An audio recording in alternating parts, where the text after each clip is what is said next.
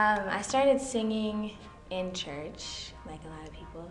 I was in the kids choir, and I tried out for a solo when I was like 3, and I got the solo, and I was not acting like it was church on the stage. I was performing, and I mean, from that moment, I was like, I have to sing. So I started in church.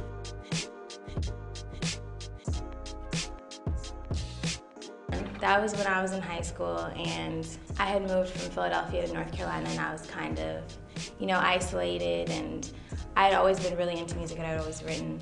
I started writing when I was really young, so I heard some Bob Dylan, and I started playing the guitar, and I just caught onto it. I loved that I could take it places, and that it was portable, and that I could make up songs by myself. I didn't need anybody else. So.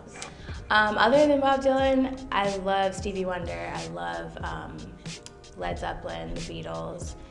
I love soul. I love jazz singers, Billie Holiday, Sarah Vaughan, and I love hip hop. So I love Common, Kanye West.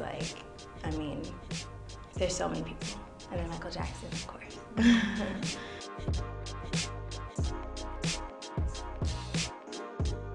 My sound is kind of like that type of mixture between folk music, hip hop, alternative, but I think it can all be kind of condensed into like soulful pop music.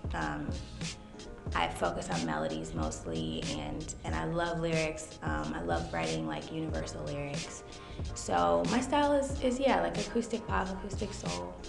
Like I've always gravitated towards performing more than like recording, and I love to write, but I think performing is my favorite aspect of music because it's just kind of interactive, and I just go off of people's energy. So yeah, like if there's a great crowd, then I just feed off of it, and even if it's kind of a lackluster crowd, I try to draw all the positive energy I can for performing. So I love to interact with the fans and the listeners.